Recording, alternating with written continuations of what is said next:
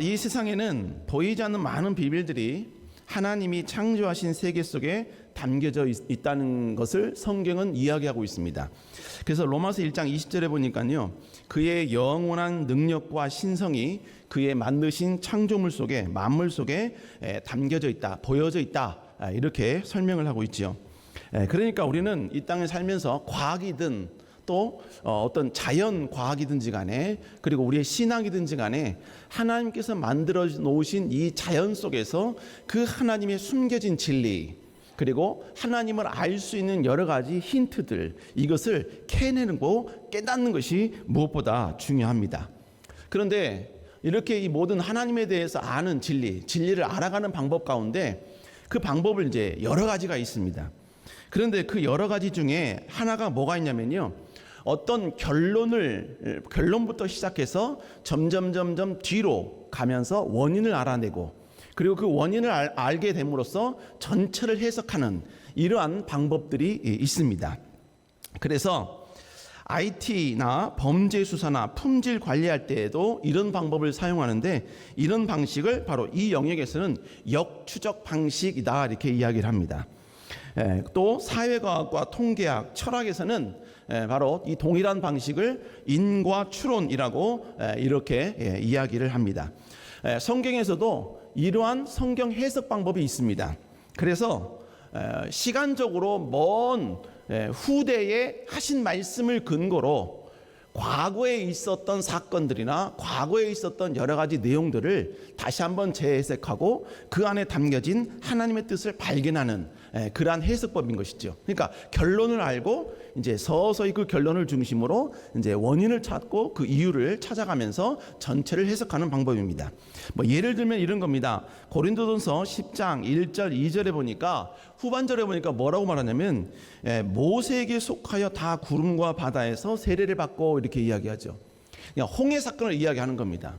그냥 구약 시대의 사람들은 그냥 홍해를 건너는 것, 그냥 홍해를 건너는 단순한 사건인 줄 알았어요.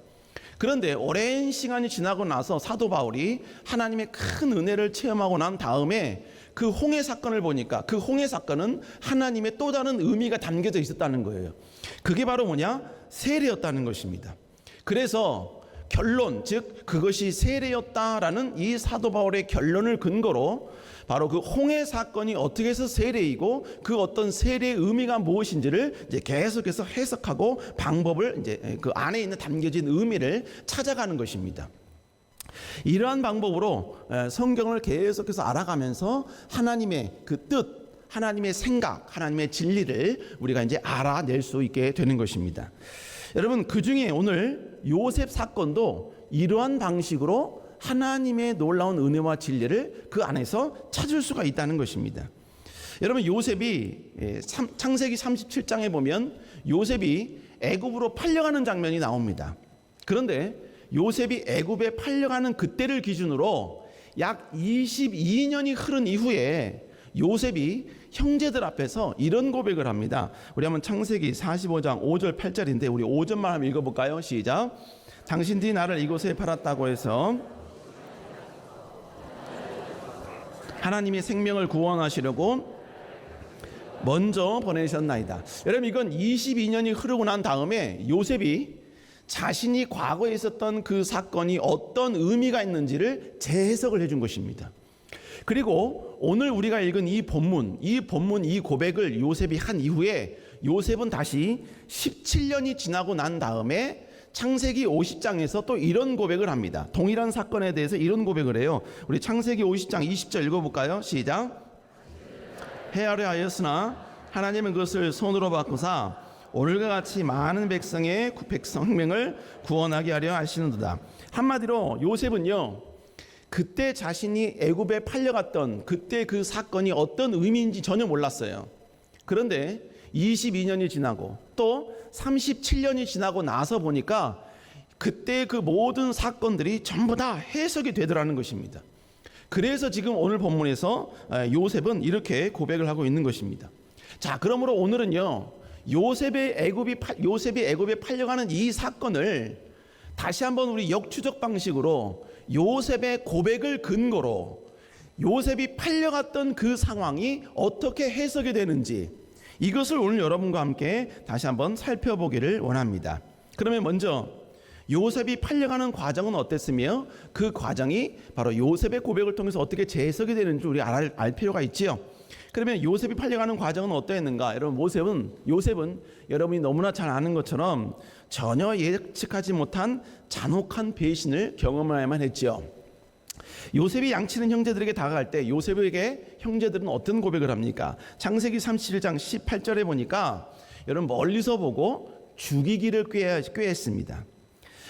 요셉이가 형제를 찾아온 이유는 바로 그 아버지의 요청 때문이었습니다. 창세기 37장 14절에 보니까 이스라엘 즉 야곱이 바로 그의 아들 요셉에게 명령을 합니다. 우리 한번 읽어보겠습니다. 시작. 이스라엘이 그에게 이르되 가서 내 형들과 내 양떼가 다 잘 있는지를 보고 돌아와 내게 말하라 하고 그를 헤브론 골짜기에서 보내니 그가 세겜으로 가니라. 여러분, 지금 이스라엘 즉 야곱이 가서 형들과 그리고 그 형제들이 관리하는 양떼들이 잘 있는가 한번 체크해보고 다시 돌아와서 보고해줘라, 이렇게 지금 이야기하고 있는 거예요. 그래서 요셉은 지금 형제들을 찾아간 것입니다.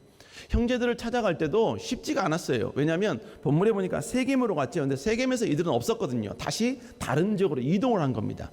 그래서 다시 물어 도담, 즉 그들이 지금 머물고 있는 도단까지 지금 요셉이 찾아온 거예요.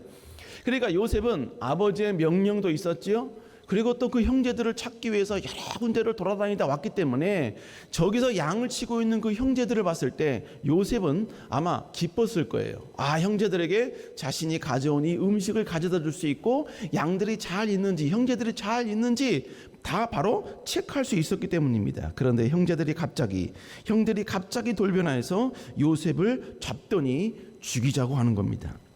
아마 요셉은 처음에는 이것이 형제들의 장난인 줄 알았을 것입니다.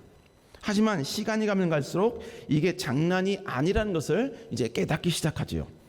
그리고 이것이 장난이 아니다라는 것을 깨닫는 순간 아마 요셉에게는요, 감당할 수 없는 배신감이 그에게 찾아왔을 것입니다. 이 배신은 요셉이 예측하지도 못한 가운데 전혀 준비되지 않은 가운데 훅 하고 그에게 찾아 들어온 것입니다. 우리 사랑하는 여러분, 배신을 당해본 경험이 있으십니까? 제가 아울중보 기도단에서 매 달마다 이제 설교를 하거든요. 거기 이제 임원단분들이 쭉 모여서 말씀을 듣습니다. 그러니까 거기 오신 분들은 대부분 한 믿음 하시는 분들이고 한 기도 하시는 분들이에요. 제가 그분들께 설교를 하다가 그냥 제가 질문 하나 했습니다. 혹시 여러분 배신을 경험하신 분이 계시면 그분께 오늘 한번 이모티콘을 한번 보내보시는 건 어떻습니까? 여러분, 이건 질문이 아니면 권면이에요. 대답할 필요가 없습니다. 그런데 그 중에 어떤 한 분이 아니요. 저 깜짝 놀랐습니다. 설교하다가 그렇게 깜짝 놀라 처음이었어요. 절대로 그런 일 없습니다.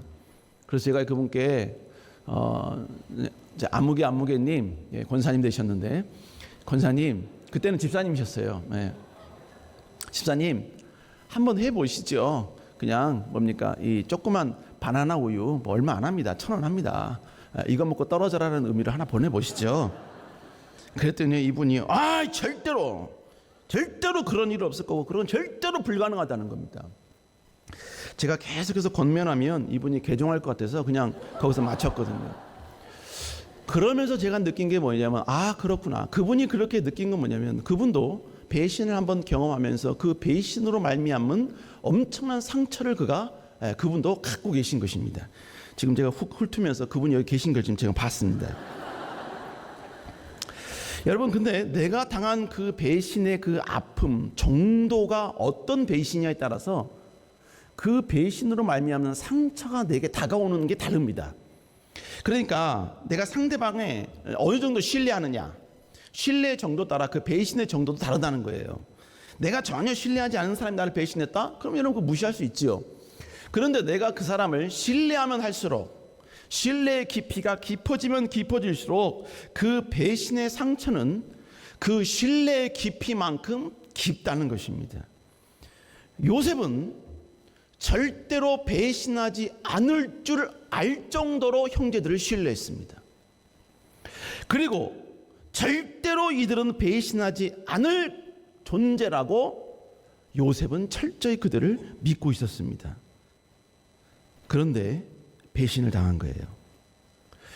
형제들이 요셉을 배신해서 그 다음에 요셉에게 행하려고 했던 행동이 뭐였습니까? 우리 너무나 잘 알죠. 창세기 37장 20절에 보니까 뭐라고 했습니까? 구덩이에 던져서 죽이자는 겁니다. 죽이자. 여러분, 살인은 배신의 끝판왕이죠. 배신하지 않을 줄 알았던 형제들에게, 절대로 형제들에게 하지 않을 줄 알았던 배신의 끝판왕을 지금 형제들이 요셉에게 준비하고 있는 것입니다. 이것이 요셉의 나이가 17세 정도 되었을 때 경험한 위기였습니다. 요셉은 형들의 이런 살기 있는 모습을 감당하기 쉽지 않았을 것입니다. 그런데 요셉은 이 어마무시했던 이 모든 엄청난 큰 위기를 22년 이후에 또 37년 이후에 뭐라고 고백을 했습니까? 37년 후에 했던 고백, 39년이죠. 39년에 했던 고백 읽어볼까요? 창세기 50장 20절입니다. 시작. 하나님은 그것을 손으로 바꾸사 오늘과 같이 많은 백성의 생명을 구원하게 하시려 하셨나니 이 모든 아픔은 하나님이 손으로 바꾸셨다는 것입니다. 결국 하나님은 이해할 수 없는 모든 위기를 가장 좋은 곳으로 인도해 주셨다라는 거예요. 그러므로 요셉이 그 아픔을 당했을 때의 그 아픔은 선이었습니다. 요셉이 당했던 그 배신은 선이었습니다. 왜냐하면 하나님이 그 모든 걸 선으로 바꾸시기 때문입니다. 우리도 그럴 때가 있지 않습니까? 배신당하지 않을 것 같은 대상에게 배신을 당할 때, 때로는 우리가 자녀들에게 배신당한 기분이 들 때가 있죠. 내 자녀는 정말로 다른 자녀들과 다를 줄 알았습니다. 그렇죠? 그런데 그런 기대와 희망이 꺾입니다. 좌절이 돼요. 어떤 존경하는 장로님께서 저에게 재미있는 톡을 보내주셨습니다. 제목은 아들이란 이거예요. 아들이란. 그러면서 아들은 어떤 존재인가 쭉 기록을 해놨습니다. 아들을 처음 낳았을 때는 1촌, 아주 가깝다는 얘기죠.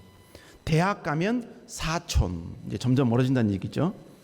아들이 군대 가면 8촌, 이젠 거의 남이 돼가는 겁니다. 장가 가면 사돈의 8촌, 애를 낳으면 동포, 이민 가면 해외 동포, 잘난 아들은 나라의 아들, 돈 잘 버는 아들은 사돈의 아들, 그리고 빚진 아들은 내 아들. 믿었던 아들에게 배신을 당하고 있는 거죠. 여러분, 배우자도 내 위로일 줄 알았습니다. 그죠? 그래서 여러분 인생 가운데 제일 설렐 때가 바로 결혼하기 전날 밤일 것입니다. 배우자는 내 위로일 줄 알았어요. 내가 지칠 때 힘이 되고 내 인생의 큰 기둥이며 위로이자 동반자가 될 줄 알았습니다. 그런데 배우자가 배신한 건 아닌데 자꾸 비읍자를 쓰기 시작합니다. 그리고 배자를 완성하기 시작하고 그 다음에 배자 다음에 시옷을 긋기 시작한다는 거예요. 여러분, 결국 배우자가 하나님을 섬기는 것, 이것이 때로는요, 내가 하나님을 섬길 때 배우자가 내게 도움이 돼야 되는데 때로는 배우자가 침묵만 해줬으면 좋겠는데 때로는 핍박을 할 때도 있고 여러분 방해를 할 때가 있다는 것입니다. 지금 제가 말하는 것은 여러분 우리 성도님들 말하는 게 아니라 중국 저기 심양에 있는 모 가정에 있는 그 가정을 이야기하고 있는 겁니다. 때로는 물질이 나를 배신할 때가 있죠. 노력을 했어요. 노력하면 노력한 만큼 결실이 있어야 되는데 왜 그리 결실이 맺혀지지 않는 겁니까? 남들이 한 만큼 했는데 왜 내 삶 가운데는 물질 빠져나가되 모이지 않느냐는 것입니다. 때로는 그런 마음을 품지 말아야 되는데 때로는 하나님이 나를 배신한 것 같아요. 하나님께 헌신했잖아요. 하나님께 충성했다고요. 그래서 하나님의 선한 길로 인도해 줄 걸 믿었다고요. 그런데 지금 당장 내 삶은 전혀 선한 길이 보이지 않아요. 그리고 그 방향으로 갈 기미조차 보이지 않아요. 아니, 가능성도 전혀 없어요. 회복의 가능성이 완전히 사라져 있다는 것입니다. 그러나 사랑하는 성도 여러분, 그럴지라도 이 모든 배신을 당한 모든 환경과 상황은 하나님이 선으로 인도하실 줄로 믿습니다. 저희 교회 어떤 집사님 가정이 있었어요. 이 집사님은 지금 우리 세대는 교회를 통해서 정말로 은혜를 경험하고 뜨겁게 하나님을 사랑하고 충성을 하고 있습니다. 그런데 문제는 뭐냐면 지금 말고요, 과거에 배우자가 말썽이었다고 합니다. 기도가 아니면 안 되기에, 배우자로 말미암아 기도가 아니면 안 되기에 이분은 매일 새벽 기도를 나왔대요. 그러면 새벽 기도를 나올 때 나는 집을 나가는데 집을 들어오신 분이 계셨다는 거예요. 술에 잔뜩 취하신 배우자가 집을 들어왔다는 겁니다. 여러분 혹시 성도님 중에 누가 생각나더라도 침묵하시기 바랍니다. 그러면서 그 배우자는요, 신앙생활하는 이 아내를 지속적으로 핍박을 했습니다. 한두 해가 아니었어요. 그런데 지금은 어떤지 아십니까? 그 남편분은 한 사건을 통해 하나님이 살아계신다는 것을 경험을 했어요. 그래서 그 한 번의 사건으로 말미암아 하나님 앞에 철저히 굴복하고, 여러분 지금 하나님 앞에 뜨거운 마음을 가지고 하나님께 나아가고 있고 하나님께 충성하고 있습니다. 여러분, 우리는 여기까지 이야기하면요, 하나님이 진짜 남편을 선으로 인도하셨네요, 남편을 정말 아름다운 길로 인도하셨네요, 하나님은 살아계십니다, 할렐루야, 우리는 이렇게 끝을 맺지요. 근데 여러분, 하나님이 보여주신 이 지금의 선 뒤에 더 큰 하나님의 선이 숨어져 있다는 거예요. 여러분 뭔지 아십니까? 남편이 변한 게 아니라 아내가 변한 게 선이었다는 거예요. 아내분은 남편 때문에 기도하기 시작했습니다. 남편 때문에 하나님을 의지하는 방법을 배우기 시작을 합니다. 남편으로 말미암아 하나님께 위로받는 것이 무엇인지를 체험하기 시작하고, 진정으로 하나님이 나의 왕이 된다는 것이 무엇인지를 깨닫기 시작하며, 희망이 사라지는 그 상황 가운데 하나님으로 말미암아 다시 희망을 꿈꿀 수 있다는 것이 무엇인지를 다시 한번 체험하기 시작했다는 것입니다. 그리고 아내를 향한 이 모든 하나님의 훈련 과정이 다 끝나니까 하나님은 남편분을 회복시키셨다는 것입니다. 여러분, 결국 그 남편분은 아내를 다시 훈련시키기 위해서 하나님이 잠시 아내의 배신자로 두게 하신 것입니다. 그러다가 하나님이 결국 아내를 향한 훈련이 다 끝났을 때 더 이상 남편을 배신자의 위치가 아닌 이제 동역자의 위치로 하나님이 바꾸어 주셨다는 것입니다.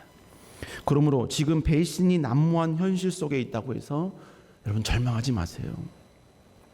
그 상황에서 더 하나님이 기쁨이 되어 보시기 바랍니다. 그 순간 하나님이 원하시는 생명나무를 선택해 한번 해보세요. 모두가 다 선악과를 선택하는 게 마땅하다, 당연하다고 이야기합니다. 그러나 여러분, 하나님의 살아계심을 인정하는 사람은 그 순간일지라도 생명나무를 선택하게 되는 것입니다. 그래서 하나님만 더 바라보게 되고 하나님을 더 앙망하게 되고 더 하나님께 가까이 나아가게 되는 거예요. 여러분, 그러니까 어떤 배신이 내 인생을 공격했느냐, 여러분 이건 의미가 없는 거예요. 왜? 하나님만 바라보면 그 모든 건 다 선이 되기 때문인 것입니다. 문제는 내 주변에 배신의 요소들이 많기 때문이 아니라 내가 하나님을 바라보는 그 시각을 잃어버렸기 때문인 것입니다. 배신의 아픔 때문에 하나님이 아닌 땅을 바라보기 때문에 문제인 것이고, 배신의 고통 때문에 생명나무를 바라봐야 되는데 선악과를 바라보고 있는 것이 문제가 되는 것입니다. 사랑하는 여러분, 더 하나님을 신뢰하고 더 하나님을 바라볼 수 있는 여러분 되시길 주의 이름으로 축복합니다. 여러분, 특별히 담임 목사님 뵈면요, 많은 상처와 아픔을 이기면서 여기까지 달려오셨다는 것을 여러분 느끼게 됩니다. 그러나 여러분, 확실한 것은 하나님은요, 담임 목사님이 어떤 아픔, 어떤 위기야, 그리고 어떤 여러분 그림자가 올지라도 그 모든 것들을 다 지금까지 아름다운 선으로 인도해 주신 줄로 믿습니다. 하나님의 영광을 위해 전진하는 가운데 때로는 여러분 리더의 그 외로운 고독이 있을 때에도 하나님은 그 고독을 하나님을 사랑하는 시간으로 환원시켜 주셨습니다. 때로는 어떤 아픔이 찾아올 때도 더 하나님을 사랑함으로 그 아픔을 여러분 손으로 바꾸신 하나님을 목사님께서 언제나 경험할 수 있도록 하나님께서 역사해 주셨다는 것입니다. 사랑하는 여러분, 우리 하나님은 절대로 우리를 포기하지 아니하십니다. 우리는 그러므로 하나님의 이 사랑 때문에 우리는 숨 쉴 수 있는 것입니다. 세상의 어려움 속에서도 하나님 여전히 우리를 돌보아 주시고 여전히 우리를 이끄시는 분인 줄로 믿습니다. 우리 지금 하나님께 다시 한번 찬양하길 원합니다. 주 사랑이 나를 숨쉬게 해.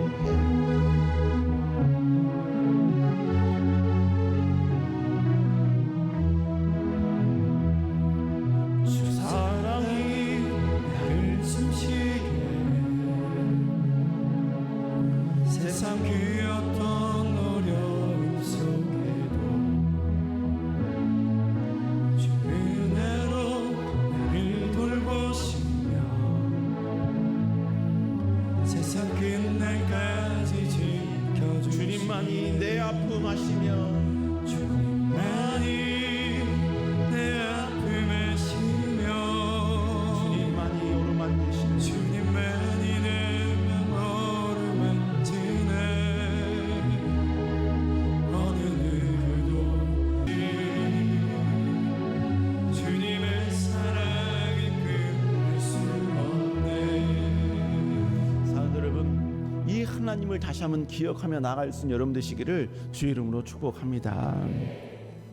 근데 우리 하나님은요, 또 모든 선인과 악인도 다 선이 되게 사용하신다는 것입니다. 요셉이는 하나님의 요셉이는 하니까 친구 같네요. 요셉이는 하나님의 뜻을 따라 그는 애굽에 가야 합니다. 그게 하나님의 뜻이에요. 그게 하나님의 계획입니다. 그런데 하나님은 요셉이가 애굽으로 가는 데 있어서 가는 과정 가운데 두 명을 사용을 하십니다. 그 첫 번째가 누구냐면 루벤이었죠. 형제들이 요셉이를 죽이려고 할 때 큰형 루벤이 이를 막아섭니다. 그리고 이렇게 말합니다. 창세기 37장 22절에 보니까 죽이지 말고 구덩이에 던져 넣으라는 얘기예요. 왜냐하면 나중에 살려가려고. 지금 루벤이 그렇게 한 겁니다. 하나님은 모두가 다 요셉이를 죽이려고 할 때 하나님은 루벤이라는 사람을 두어서 요셉이를 보호하셨다는 것입니다. 하나님은 하나님이 사용할 사람이 그가 감당할 수 없는 시험에 힘들어할 때 하나님은 그 모든 것을 이겨낼 수 있도록 루벤과 같은 사람을 항상 우리 옆에 두신다는 것입니다. 누구를 통해 어떤 상황을 통해 우리가 감당할 수 있도록 때로는 위로해 주시고 격려해 주시는 것입니다. 어떤 여러분의 작은 너무나 힘들 때 하나님은 때로는 위로자라는 루벤을 우리의 삶 가운데 두게 하사 그로 하여금 다시 우리에게 힘을 주기도 하시고 위로 주기도 하시고 더 이상 두 손이 늘어뜨려져서 그 힘이 가지 않는 그 순간에도 누군가가 나의 손을 잡게 해주는 그 루벤을 반드시 하나님은 우리에게 허락해 주시는 것입니다. 여러분, 그러므로 우리의 삶 가운데 때로는 어려움이 닥치고 위기가 찾아올 때 여러분 그 안에서 작은 위로를 체험했다면, 작은 피할 길을 체험했다면, 작은 오솔길을 우리가 경험을 했다면 여러분 그것은 하나님의 보호하심이고 하나님의 인도하심이고 나에게 손을 뻗으신 하나님의 도움의 손길이라는 것을 우리는 인식할 수 있어야 합니다. 우리는 그걸 인식할 때 다시 한번 우리는 하나님을 바라보며 일어날 수 있는 힘을 얻게 되는 것입니다. 여러분, 언제나 하나님이 예비하신 이 루벤을 통해 일어날 수 있는 여러분 되시길 주 여러분 축복합니다. 근데 여러분, 그 요셉의 결과가 어땠습니까? 너무나 잘 알잖아요. 37장 28절에 보니까 결국 어떻게 합니까? 애굽으로 팔려갔습니다. 우리는 여기서 의문이 들죠. 처음에 루벤이 요셉을 무리 없는 구덩이에 넣었던 이유가 뭐였습니까? 22절에 보니까 요셉이를 그들의 손에서 구출하여서 그의 아버지에게로 돌려보내기 위함이었습니다. 그러니까 지금 요셉이를 살려 아버지에게 돌려보내려는 그 의지가 루벤에게는 확실했다는 것이죠. 그렇다면 형제들이 요셉이를 팔 때 도대체 이런 의도를 갖고 있는 루벤은 어디 갔냐 도대체 어디 갔냐 이거예요. 뭐 했냐 이겁니다. 여러분, 근데 성경은 그 답을 이야기해 주고 있습니다. 혼자 북치고 장구치고 다 하고 있죠. 창세기 37장 29절 읽어볼까요? 시작. 본문에 보니까 르우벤이 돌아와 이렇게 표현하고 있습니다. 그러니까 지금 르우벤은요 어디 갔는지 모르겠는데 요셉이가 애굽에 팔려갈 그 시점에 르우벤은 지금 어디 간 거예요. 그래서 그 현장에는 르우벤이 없었던 것입니다. 그래서 그가 돌아왔을 때 요셉이를 살려야겠다는 마음이 있기 때문에 그는 돌아와 제일 먼저 한 일이 뭐냐면 바로 그 구덩이에 요셉이 있는가를 체크했습니다. 그런데 없으니까 오늘 본문에 보니까 옷을 찢고 괴로워했다는 것입니다. 여러분, 당시 요셉에게 있어서 가장 큰 아군이면서 유일한 피난처는 르우벤이었습니다. 르우벤이 있으면 요셉에는 보호받을 수 있고 요셉에는 끝까지 살아날 수 있습니다. 그런데 왜 하나님은 요셉이 팔려가는 그 시간에 르우벤을 없는 상황을 만드셨냐 이거예요. 왜 그걸 허락하셨냐는 것입니다. 하나님이 르우벤이 다른 곳으로 가려고 할 때 르우벤을 하고 못 가게 만들면 될 거 아닙니까? 그리고 이 미디안 상인들을 아예 그들이 머물고 있는 장소가 아닌 다른 장소로 돌아가게 하셔도 될 거 아닙니까? 왜 하나님은 그렇게 하지 않으셨냐는 것입니다. 그런데 아이러니한 것은요, 위기에 있는 요셉의 유일한 피난처인 르우벤이 그 시간에 그 자리에 없는 것이 선이었다는 것입니다. 만약에 유다가 요셉을 팔려고 했을 때 만약 르우벤이 거기 있었다면 르우벤은 절대로 요셉을 못 팔게 했겠지요. 그럼 요셉은 당장은 좋을 수 있습니다. 그러나 만약 그렇게 된다면 하나님의 뜻을 이룰 수가 없는 것입니다. 여러분, 그렇기 때문에 하나님은 무슨 이유에서든지 르우벤을 잠시 먼 곳으로 보내신 것을 허락하셨다는 거예요. 그리고 르우벤이 없는 틈에 미디안 상인을 여러분 보내셨고, 그리고 그 상인들이 지날 때 요셉이를 팔 수 있는 모든 환경들을 철저히 만드셨다는 것입니다. 결국 요셉이가 가장 의지했던, 가장 피난처라고 힘이 되었던 그 르우벤이 그 상황 가운데 없는 것은 오히려 선이었다는 것입니다. 역설이죠. 요셉이 가장 필요했을 때 르우벤만 있으면 되는데, 그래서 르우벤이 있는 게 선인 줄 알았는데 르우벤이 없는 게 오히려 요셉에겐 선이었고 축복이었다는 것입니다. 사랑하는 성도 여러분, 때로는요 하나님은 우리에게 있는 르우벤을 살짝 자리를 옮기실 때가 있습니다. 르우벤이 내 주변에 있으면, 내 손을 르우벤이 꼭 잡고 있으면 그 르우벤으로 말미암아 내가 힘을 얻을 텐데 그 힘이 되는 그 르우벤을 우리에게서 빼앗아 가실 때가 있다는 것입니다. 나에게 물질이 가장 필요할 때 하나님은 필요할 때 물질이 없는 것, 여러분, 그건 하나님이 우리를 포기하신 게 아니에요. 그것은 하나님이 잠시 물질이라는 르우벤을 우리에게 제거하신 거예요. 그러면서 뭐예요? 그 상황으로 말미암아 우리를 선으로 인도하시기 위함인 것입니다. 성공이 필요할 때 실패가 찾아왔어요. 그것은 하나님의 버림의 결과가 아닙니다. 하나님은 또 다른 손으로 인도하시는 과정인 것입니다. 내가 위로가 필요한데, 위로가 절실히 필요한데, 근데 여러분 위로해 줄 사람이 아무도 없다면 여러분 그건 하나님께 외면당한 게 아니에요. 그 순간 하나님만으로 위로 얻을 수 있는 이 훈련을 위해서, 그 선을 주기 위해서 하나님은 잠시 위로 줄 수 있는 나의 모든 르우벤을 하나님은 철저히 차단시킨 것입니다. 우리 사랑하는 여러분, 지금 당장 나의 피난처라고 생각했던 그 르우벤 같은 존재가 없다고 실망하지 마세요. 하나님은 르우벤이 없어도 우리를 선한 길로 인도하신 데는 아무런 문제가 없으신 분이십니다. 르우벤 때문에 하나님이 선한 길로 인도하시는 것이 아니라 하나님은 하나님이시니까 우리를 선한 길로 인도하시는 분인 줄로 믿습니다. 여러분, 결국 이런 모습이 결국 뭐예요? 이런 모습이 결국 우리가 생명나무를 선택하는 모습이 아니겠습니까? 뿐만 아니라 여러분, 르우벤이 하나님이 잠시 여러분에게 르우벤을 제거하실지라도 하나님은 절대로 선으로 인도한다는 것, 여러분 문제없다는 것 기억하며 나갈 수 있게 다시 한번 주의 이름으로 축복합니다. 여러분, 두 번째로 하나님 유다를 사용하셨습니다. 유다, 너무나 잘 알고 있지요. 요셉을 결국 애굽에 팔자고 선동했던 사람이 유다였습니다. 창세기 37장 26절 27절, 특별히 27절 볼까요? 26절에 유다가 이렇게 이야기하죠. 유다가 뭐라고 말하느냐? 글을 한번 읽어볼까요? 시작.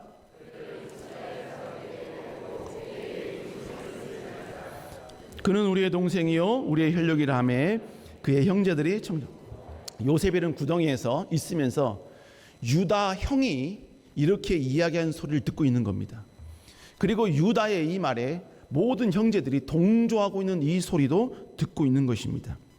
그러면 요셉이는 구덩이 안에서 많은 생각을 했을 겁니다. 아니 어떻게 동생을 애굽의 종으로 팔 생각을 할 수 있고, 그리고 어떻게 그걸 행동으로 옮길 생각을 할 수 있으며, 그리고 어떻게 나를 애굽에 팔자고 형제들을 선동할 수 있으며, 그리고 그 말을 들은 형제들은 어떻게 이 말에 동조할 수 있는가?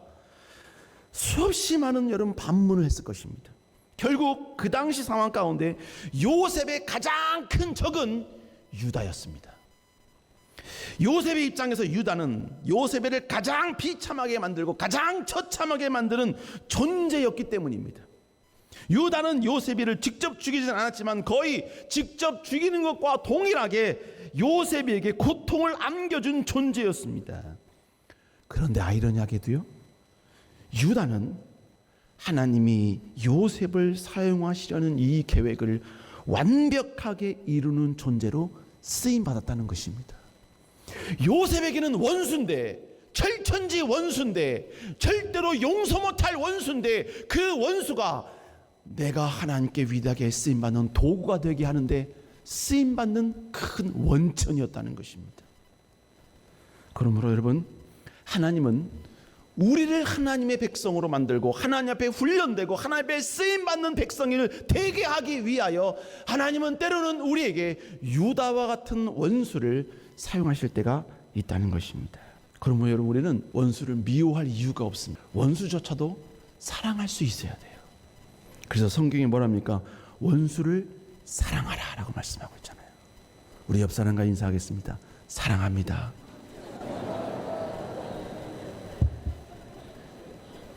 제가 이제 막 과거에요, 목사로 막 기름 부음 받았을 때, 이렇게 안수 받았을 때, 그때 담임 목사님께서 간간히 이런 말씀을 하셨습니다. 설교하시는 가운데 우리를 핍박하고 우리를 공격하는 대상에 대해서 우리는 오 나의 공로자여 이렇게 고백할 수 있어야 한다는 거예요. 그때 저의 이 지식 수준과 신앙의 깊이가 깊지 않았기 때문에 그때는 그게 이해가 안 됐어요. 어떻게 그럴 수 있지? 어떻게 그런 고백을 할 수 있지? 내 원수인데. 그런데요, 지금은 그 심오한 의미가 무엇인지 지금은 알 수가 있습니다. 알 수가 있어요. 사랑하는 여러분, 나에게 고난을 주는 유다와 같은 존재, 그런 상황이 있기 때문에 우리는 더 하나님을 바라볼 수 있는 것입니다. 나에게 아픔을 주는 유다와 같은 상황이 있으니까 우리는 하나님께 엎드리는 법을 배우는 것입니다. 나에게 유다와 같은 가시가 있으니까 그 가시 때문에 여러분 하나님을 내 편으로 삼는 법을 배우게 되는 것입니다. 결국 하나님이 나에게 유다와 같은 가시를 두는 것은 선입니다. 그거는 나를 만드신 과정인 줄로 믿습니다.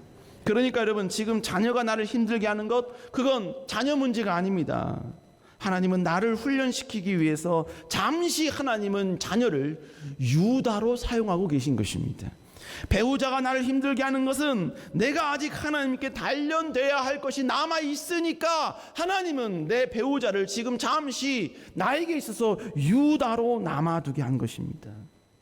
그러므로 사랑하는 여러분, 오늘 집에 가시면 자녀를 꼭 안아주시고 배우자를 꼭 안아주시기 바랍니다. 오 나의 공로자여, 오늘 저희 와이프가 저를 꼭 안아줄 것 같습니다. 여러분, 그러므로는 고백할 수 있어야 돼요. 하나님, 내가 가장 르우벤이 필요할 때 르우벤 없으셨잖아요. 근데 르우벤 없으신 하나님은 선으로 내 삶을 인도하시는 분이십니다. 하나님, 나는 유다가 없게 해달라고 그렇게 기도했는데 하나님, 왜 유다를 내 삶 가운데 주시는 겁니까? 그러나 하나님, 유다를 주신 하나님도 다 은혜이고 다 기쁨이고 다 선입니다. 여러분, 여기까지 온 것이 다 하나님의 선이요, 하나님의 은혜요, 하나님의 축복인 줄로 믿습니다. 우리 사랑하는 여러분, 여러분 다시 한번 이걸 깨닫고 나아갈 수 있는 여러분 되시기를 주의 이름으로 축복합니다. 축복합니다. 여러분 근데요, 애초에 여러분 형제들이 요셉을 향해서 했던 말이 뭔지 아세요? 참 무시무시한 말이에요. 창세기 37장 20절 한번 읽어볼까요? 시작. 악한 짐승이 그를 잡아 먹었다 하자 그의 꿈이 어떻게 되는지를 우리가 볼 것이 하는지라. 그를 죽이자 이거예요. 그리고 그의 꿈이 어떻게 되는지 보자 이겁니다. 근데 요셉에게 준 꿈은 누가 준 겁니까? 하나님이 주신 거예요. 그러니까 오늘의 이 고백은 뭐냐? 하나님이 비전을 꿈을 주신 그를 죽여서 하나님이 계획한 모든 계획이 진짜로 되는가 보자 이 말인 거예요. 그런데 여러분, 하나님이 결국은 이기십니다. 하나님의 계획은 절대로 이길 수가 없어요. 그러니까 여러분, 어떤 대적이 있느냐가 중요한 게 아닙니다. 내가 하나님의 비전이 되면 되는 것입니다. 내가 하나님의 계획이 되면 되는 것이고, 하나님 나라 영광을 위하여 쓰임받는 존재가 되면 되는 것이고, 하나님의 뜻과 함께 내가 함께 그 일에 동참하는 자가 되면 되는 것입니다. 그러면 누구든지 나의 대적자가 되고 나를 여러분 공격하는 사람이 있다 할지라도 하나님은 그 모든 것들을 전부 다 선으로 축복으로 내게 유익하게 다 바꿔주시는 것입니다. 이걸 알고 하나님께 나아가는 것, 이게 결국은 뭡니까? 이게 바로 생명나무의 사람인 것입니다. 생명나무를 소유한 사람이라는 거예요. 우리 사랑하는 성도 여러분, 그러므로 결국 우리의 삶 가운데 여러분 루벤도 있었고, 루벤이 사라진 시기도 있었고, 유다가 있었던 시기도 있었을 것입니다. 형제들의 그 소리도 들은 적도 있었어요. 구덩이에 있는 적도 있었어요. 그러나 여러분, 오늘 여기까지 오게 하신 것은 하나님이 우리와 함께 하심의 결과인 줄로 믿습니다. 그럼 모든 것이 다 하나님의 은혜인 줄로 믿습니다. 여러분, 그럼 우리가 고백할 게 뭐예요? 하나님, 여기까지 오게 하신 이가 하나님의 은혜였습니다. 달려왔던 것도 또 넘어졌던 것도 모든 것이 다 하나님의 은혜였습니다. 하나님, 그 은혜 붙잡고 다시 달려나가겠습니다. 우리 시간 하나님께 찬양하도록 하겠습니다. 나를 지으신 하나님, 나를 지으신 이가 하나님, 나를 부르신 이가 하나님, 나를 보내신 이도 하나님, 나의 나 된 것은 다 하나님 은혜라. 나의 달려갈 길 하도록 나의 마지막으로 하도록 나로 그 십자가 품게 하시니 나의 나 된 것은 다 하나님 은혜라. 한량없는 은혜, 갚을 길 없는 은혜, 내 삶을 내어 사는 하나님의 은혜. 나 주저함 없이 그 땅을 밟고도 나를 붙드시는 하나님. 다시 한번 찬양합니다. 한량없는 은혜. 한량없는 은혜, 갚을 길 없는 은혜, 내 삶을 내어 사는 하나님의 은혜. 나 주저함